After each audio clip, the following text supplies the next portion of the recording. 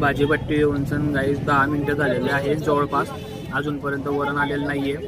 तर तोपर्यंत आपली बट्टी आणि वांग्याची भाजी हेच खाणं चाललेलं आहे. जोपर्यंत वरण येईल तोपर्यंत बट्टी संपलेली राहील. सो चला भाई ऑलमोस्ट सगळेजण आहे ना भाजी बट्टीच खात आहे, आणि जोपर्यंत वरणाची बादली येईल ना तोपर्यंत बट्टीच नसणार. सो परत बट्टी बोलवावी लागेल, आणि बट्टी मोडल्यावर परत वरण गायब राहील. आता असंच चालणार आहे, कारण की नवीन नवीन पंगत चालू होते ना त्या टायमाला खूप जण वाढणारे असतात, आणि नंतर खूप जण कमी होऊन गेलेले असतात, आणि त्यामुळं अशा प्रकारे शॉर्टेज हा जाणवतो. जय श्रीराम, जय महाराष्ट्र, जय खंडेश. गाईज माझं नाव दर्शन चौधरी, तुम्ही बघत आहात Darshan Chaudhari YouTube blog channel. So आज आहे ना आपण तुम्हाला आपल्या गावाचा भंडारा दाखवणार आहे. सो आज आहे गाईज हनुमान जयंती, आणि हनुमान जयंतीनिमित्त तुम्हा सर्वांना हनुमान जयंतीच्या मंगलमय शुभेच्छा. सो चला आज तुम्हाला मी आपला रोकडा हनुमान मंदिर सुद्धा दाखवतो, आणि त्याबद्दल काही ऐतिहासिक काय रिझन आहे. सो एवढं जे रोकडा हनुमान तो एवढा जागृत असा मानला जातो. सो त्याबद्दल मी सुद्धा तुम्हाला माहिती सांगणार आहे, आणि तसेच आपल्या गावाचा जो भंडारा असतो हनुमान जयंतीचा तो सुद्धा मी तुम्हाला आपल्या आजच्या ब्लॉग व्हिडिओमधून दाखवणार आहे. सो उम्मीद करतो तुम्हाला आपला आजचा ब्लॉग व्हिडिओ नक्कीच आवडेल, आणि आवडलाच गाईस प्लीज व्हिडिओला लाईक, शेअर, आणि चॅनलवर पहिल्यांदा असाल तर सबस्क्राईब करायला विसरू नका. चला गाईस, तर आपण निघालेलो आहोत भंडाऱ्यासाठी, आणि आपल्यासोबत बघू शकता तुम्ही आपले भाऊ देवेंद्र चौधरी. चला गाईस भंडाऱ्यात जाऊया. मोस्टली गाईस आपले जे व्हिडिओ शूट्स करतात ते आपले देवेंद्र भाऊच असतात कॅमेऱ्याच्या मागे. यांच्याशिवाय आपलं कोणीच नाही आहे यूट्यूबवरती. फर्स्ट व्हिडिओ लाईक पण हेच करतात, आणि त्याला शेअर पण हेच करतात. बघू शकता तुम्ही रस्त्याच्या कडेकडेने जी गर्दी चाललेली आहे ती सर्व भंडाऱ्यासाठी चाललेली आहे. आम्ही पण तुम्ही बघू शकता आम्ही पण रस्त्याच्या कडेनेच चाललो आहे भंडारा खायला. आणि रावेरचं ऊन म्हणजे खूप जोरदार आहे. गाईज आता आपण जेवण करून घेऊ, आणि संध्याकाळच्या टायमाला मी तुम्हाला रोकडा हनुमान मंदिरावर घेऊन चालेल, कारण की जे दृश्य आहे ते संध्याकाळचंच आहे. इतकी गर्दी असते भाई तिथे, इतकी गर्दी असते, आणि प्रसादाला पण इतकी गर्दी असते. सो त्यामुळे आपण संध्याकाळी जाऊ. अगोदर पेटपूजा, कामदूजा. आणि बघू शकता गाईज तुम्ही आपण आलेलो आहोत भंडाराच्या ठिकाणी, आपल्या नाक्यावर, सावदा नाक्यावर. गर्दी पहा गाईज, गर्दी गर्दी गर्दी गर्दी.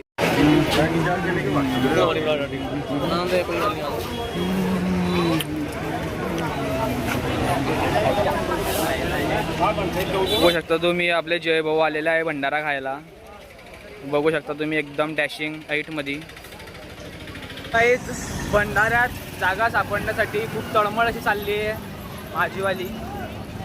मी पुढून न जाता मागच्या साईडने चाललो आहे, की जेणेकरून माझा लवकर नंबर लागेल.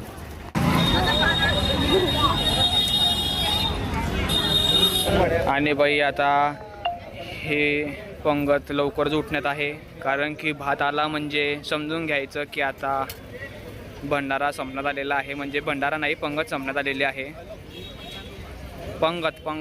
पंगतच म्हणता ना रे, खरं आहे देवेंद्र, पंगतच म्हणता ना. पंगत ह्या सगळ्यात शेवटचं असते. अगोदर वरणबट्टी खा, नंतर गुळ भात खा, आणि उठून जा. गाईज आम्ही ना ही पंगत उठली, आणि त्यानंतर आम्ही आता इथं बसलो होतो. बट महिला मंडळ खूप होतं, आणि त्यामुळे आम्हाला इथून उठवण्यात आलं. काय करणार, खूप तरसून मिळतोय प्रसाद. आणि बघू शकता तुम्ही रांगा उठायला तयार नाही, आणि तोपर्यंत लोकांची गर्दी जागा सांभाळण्यासाठी. खूप वेळेनंतर फायनली गाईज आपला नंबर आलेला आहे, आणि तिकडं बाया बसलेल्या आहेत लेडीज मंडळी, आणि त्यानंतर आम्ही इथं बसून गेलेलो आहोत. तर आता आपलं पान लागलेलं आहे. बघू शकता तुम्ही आपल्याकडं कशा प्रकारे केळीच्या पानांवर जेवण दिलं जाते भंडाऱ्यामध्ये.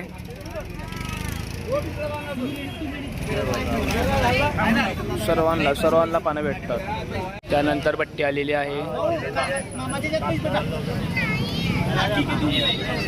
वांग्याची भाजी, मीठ.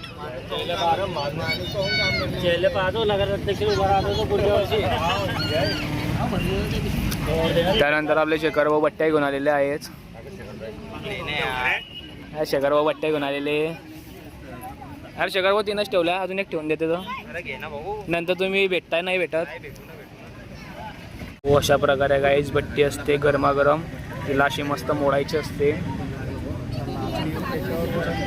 आणि आता थोड्याच वेळेत तिथून वरण आणि तूप येणार आहे त्या बाजूने. सो तोपर्यंत आपण फटाफट असं बट्टी मोडून घेणार आहोत, जेणेकरून आपल्याला त्यावर वरण टाकता येईल. नाहीतर वरण आलं तर खूप घाईघाई होऊन जाते आणि त्यामध्ये पूर्ण बट्टी मोडली जात नाही.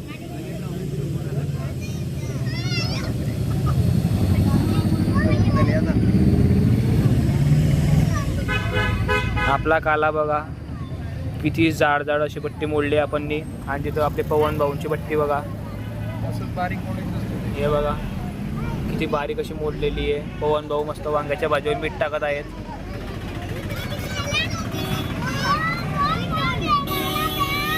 तर काहीच वरण बट्टी खाण्याची एक खासियत असते की बट्टी मोडलं त्याला असं आय करावं लागते, म्हणजे खड्डा आतमध्ये, आणि खड्डा गेल्यावरती यामध्ये वरण पडेल, तूप पडेल. तोपर्यंत आपण मस्त मीठ घेऊन भाजीवर टाकून देऊ, जेणेकरून भाजीला मस्तपैकी टेस्ट येईल. आणि आता वरण खूप दूर आहे, बघू शकता तुम्ही. ते तिथं हर्षल भाऊ वरण वाढत आहेत. सो तोपर्यंत आपण बट्टी आणि वांग्याची भाजी असं मिश्रण खाऊयात.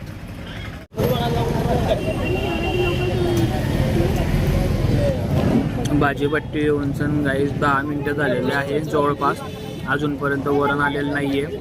तर तोपर्यंत आपली बट्टी आणि वांग्याची भाजी हेच खाणं चाललेलं आहे.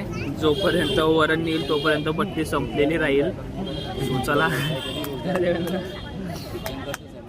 भाई ऑलमोस्ट सगळेजण आहे ना भाजी बट्टीच खात आहे, आणि जोपर्यंत वरणाची बादली येईल ना तोपर्यंत बट्टीच नसणार. सो परत बट्टी बोलवावी लागेल आणि बट्टी मोडल्यावर परत वरण गायब राहील. आता असंच चालणार आहे, कारण की नवीन नवीन पंगत चालू होते ना त्या टायमाला खूप जण वाढणारे असतात आणि नंतर खूप जण कमी होऊन गेलेले असतात, आणि त्यामुळं अशा प्रकारे शॉर्टेज हा जाणवतो. हे पा हा देवेंद्र काय आवरावतात नेऊ. अरे देवेंद्र, अरे वरण येऊ दे रे देव्या. अरे वरण येऊ दे. अरे नुसता भाजी बट्टीच खातोय केव्हांचा. अरे देवेंद्र, अरे शांतता जरा.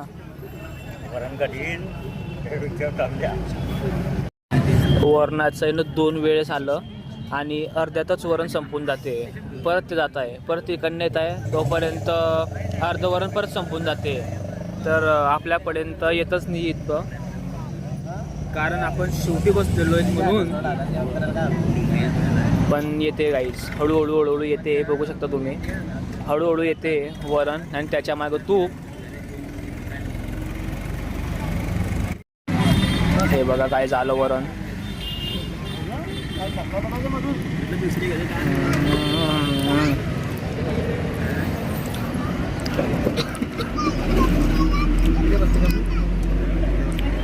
वरण त्यावर तूप आणि मस्त अशा प्रकारे बाहेरील बट्टी आतमध्ये टाकायची आणि अशा प्रकारे कालवायचं गाईच. आता मस्तपैकी वरण बट्टी आणि वांग्याची भाजी आणि शिराकुडी रे, शिरा बी आहे रे. तर गाईज वरण बट्टी आलेली आहे, वांग्याची भाजी आलेली आहे, मीठ आलेलं आहे. बट तुम्ही ते गाणं ऐकलं असेल, वरण बट्टी आणि वांग्याने भाजीनं गपगप शिरा रे, त्याच प्रकारे. तर इथं अजून शिरा हा इनकम्प्लीट आहे. सो लवकरच शिरासुद्धा येईल. तोपर्यंत आपण वरण बट्टी आणि वांग्याची भाजी ही चालू देऊ.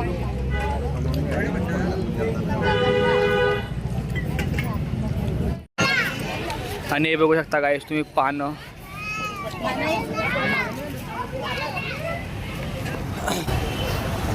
आपलं जेवण करायचं आणि ट्रॅक्टरमध्ये म्हणजे ट्रॉलीत टाकायचं. ट्रॅक्टरमध्ये नाही, ट्रॅक्टरच्या ट्रॉलीत टाकायचं. तर गाईज फायनली आपलं मस्त प्रकारे जेवण झालेलं आहे. लेट झालं पण थेट झालं. आणि तर गाईज फायनली जेवण एकदम उत्कृष्ट पद्धतीनं झालेलं आहे. या जेवणाची खासियत तुम्हाला सांगू तर भाई हे जेवण इतकं घाईघाईत गडबडीत केलं जाते, बट याची चव इतकी अप्रतिम असते ना. खरं देवेंद्र, कशी होती चव? एक नंबर सुपर. खरं भाऊ? तो भाऊ बाळ आहे रे, एकदम जोरजोरात चालला आहे. आता मस्तपैकी बाई घरी जाऊ आणि डायरेक्टली झोपून जाऊ आणि त्यानंतर मग काही संध्याकाळी आपण जाऊ रोकडा हनुमान मंदिरावरती. हे आता होत आहेत काही संध्याकाळचे 6 आणि तुम्ही लिटरली वातावरण बघू शकतात. एवढं जबरदस्त असं वातावरण झालेलं आहे ना. मागच्या हनुमान जयंतीला देखील अशाच प्रकारे वातावरण झालं होतं आणि तेव्हा डायरेक्टली गार पडली होती आणि आता सुद्धा तसंच वातावरण झालेलं आहे. पण गार पडेल की नाही ते नाही माहिती, पण पावसाचं वातावरण तर वाटते, कारण काल रात्री सुद्धा जोरदार असा पाऊस झाला होता. आणि मस्तपैकी गाईज भंडाऱ्यातून आल्यावरती मस्त झोप झालेली आहे पूर्ण प्रकारे. आणि आता 5 वाजलेले, आता अर्धा तासामध्ये आपण आहे ना जाऊयात रोकडा हनुमान मंदिरावरती आणि तिथं मी गेल्यावर तुम्हाला दाखवतो. आता संध्याकाळी किती दर्शनाला तिथं गर्दी असते आणि इतकं जागृत हनुमानाचं मंदिर मानलं जाते ना इथे. आणि तिथं सुद्धा प्रसाद असतो. प्रसाद भारी वाटतं ना प्रसादाचं नाव काढल्यावर. एक झालं प्रसाद, दुसरा भंडारा, एकदम दिल गार्डन हो जाता आहे तशा प्रकारे बाई. सो चला, आणि आता आहे ना आपण आपल्या राधूला आणि तसेच आपल्या काशी शंभूला आहे ना चारा टाकून देऊ. भाई एक काम तरी सोपं झालेलं आहे माझं. नाहीतर आता आहे ना घाल चारा नाही, टाक चारा आणि घाल, कसं असते यार ते, टाक चारा आणि काढ धारा. हां, टाक चारा आणि काढ धारा असं असते ते. सो आपल्याला फक्त टाक चारा करायचं आहे, काळधारा वगैरे काहीच नाही करायचं आहे, कारण की ती दूधच देत नाही सध्या तरी.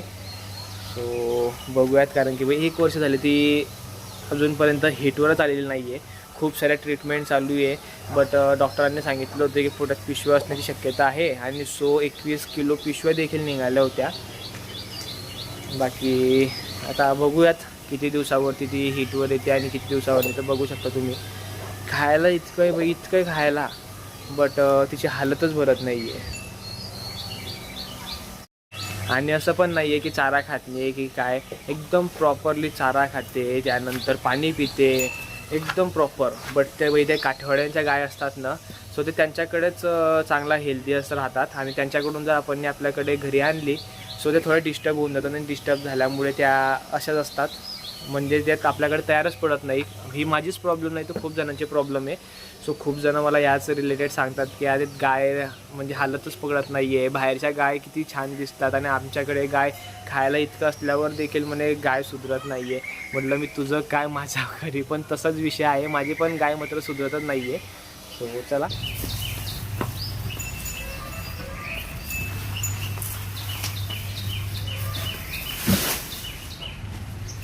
हे बा शंभू,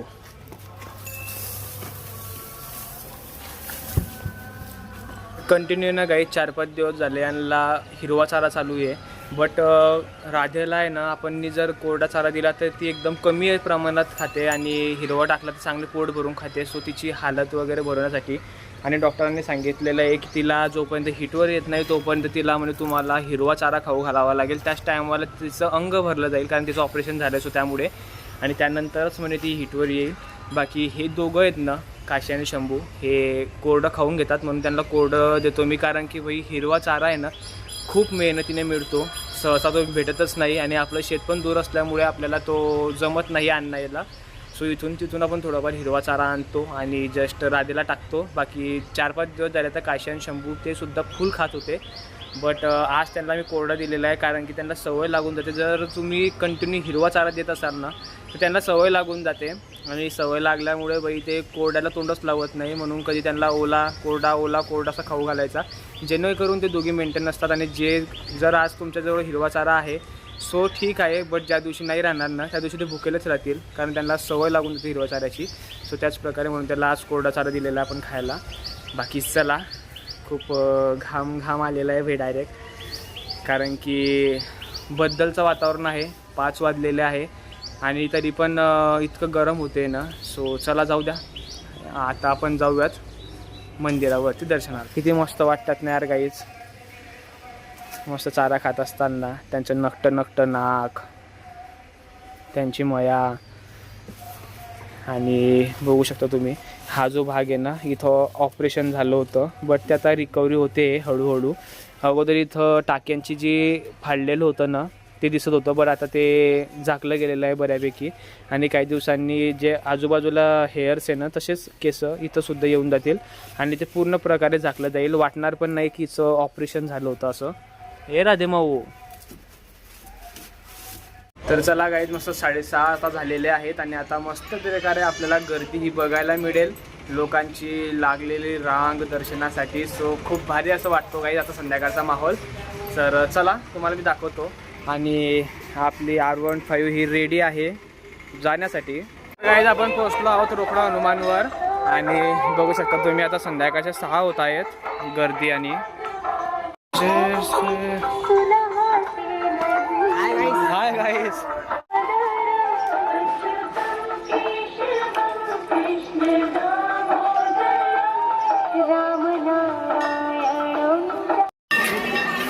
आणि दर्शनासाठी रांग आहे आणि बघू शकता तुम्ही सर्वजण प्रसादाचा कसा आस्वाद घेत आहेत. तर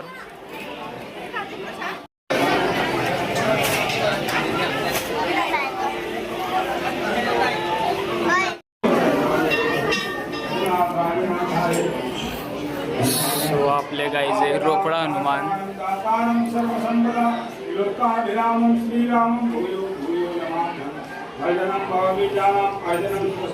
आणि बघू शकता तुम्ही किती मस्त प्रकारे असं डेकोरेशन केलेलं आहे.